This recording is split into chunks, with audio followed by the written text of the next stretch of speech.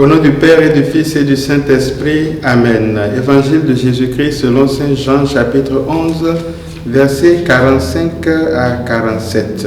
En ce temps-là, quand Lazare fut sorti du tombeau, beaucoup de Juifs qui étaient venus auprès de Marie et avaient donc vu ce que Jésus avait fait crurent en lui. Mais quelques-uns allaient trouver les pharisiens pour leur raconter ce qu'il avait fait. Les grands prêtres et les pharisiens se réunirent donc le conseil suprême. Ils disaient: qu'allons-nous faire? Cet homme accomplit un grand nombre de signes. Si nous le laissons faire, tout le monde va croire en lui, et les Romains viendront détruire notre lieu saint et d'autres nations. Alors, l'un d'entre eux, Caïphe, qui était grand prêtre cette année-là, leur dit: vous ne comprenez rien, vous ne voyez pas quel est votre intérêt. Il vaut mieux qu'un seul homme meure pour le peuple et que l'ensemble de la nation ne périsse pas. Ce qu'il disait là ne venait pas de lui-même, mais étant grand prêtre cette année-là, il prophétisa que Jésus allait mourir pour la nation. Et ce n'était pas seulement pour la nation, c'était afin de rassembler dans l'unité les enfants de Dieu dispersés. À partir de ce jour-là, ils décidèrent de le tuer. C'est pourquoi Jésus ne se déplaçait plus ouvertement parmi les Juifs. Il partit pour la région proche du désert, dans la ville d'Éphraïm, où il séjourna avec ses disciples. Or, la Pâque juive était proche, et beaucoup montèrent de la campagne à Jérusalem pour se purifier avant la Pâque. Ils cherchaient Jésus et dans le temple, ils se demandaient, ils se disaient entre eux: qu'en pensez-vous? Il ne viendra sûrement pas à la fête? Les grands prêtres et les pharisiens avaient donné des ordres. Quiconque saurait où il était devait le dénoncer pour qu'on puisse l'arrêter. Acclamons la parole de Dieu.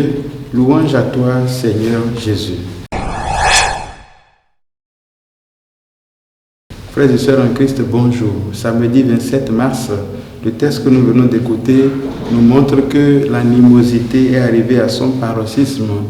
La haine a pris le devant et la mort commence déjà par sentir. On sent l'odeur de la mort. Ils ont déjà décidé de le tuer. Mais j'insiste sur quelque chose que j'avais déjà dit hier. Le texte d'aujourd'hui commence en disant: là où Jésus a ressuscité Lazare, beaucoup de personnes ont cru en lui.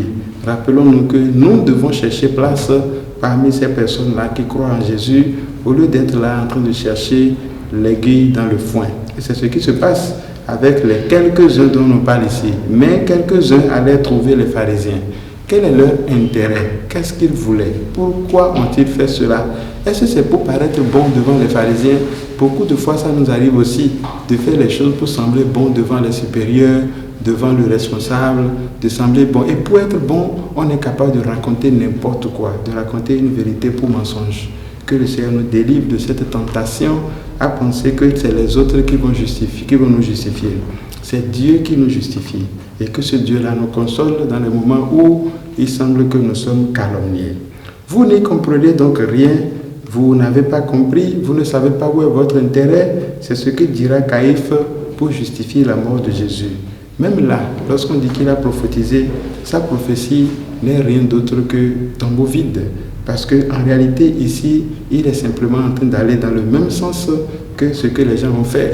Le seul élément positif qu'on peut y trouver, c'est que la mort de Jésus n'est pas pour lui, mais pour nous, pour te sauver, pour me sauver, pour sauver l'humanité tout entière. Mais je suis étonné par ce que Jésus va faire. Jésus va se cacher, c'est intéressant. Pour dire, mes frères et sœurs, nous n'avons pas besoin de nous exposer continuellement. Quand ça ne va pas, il faut avoir le courage de se retirer, de définir une stratégie, de réagir de façon à être pertinent. Et Jésus ici se retire. Il ne sort plus directement devant les gens. Mais ce n'est que partie remise, puisque les Juifs vont mettre en place tout le dispositif nécessaire pour mettre la main sur lui. Ils réussiront à la fin. Ils réussiront. Mais ce qui est important, c'est que Jésus nous enseigne aujourd'hui de mettre de notre côté tout l'arsenal nécessaire pour éviter de tomber dans le piège des gens. Que le Seigneur nous aide donc à être attentifs, à user de son esprit, de la sagesse de l'esprit, pour savoir nous cacher lorsque c'est nécessaire et pour savoir nous exprimer lorsque c'est nécessaire.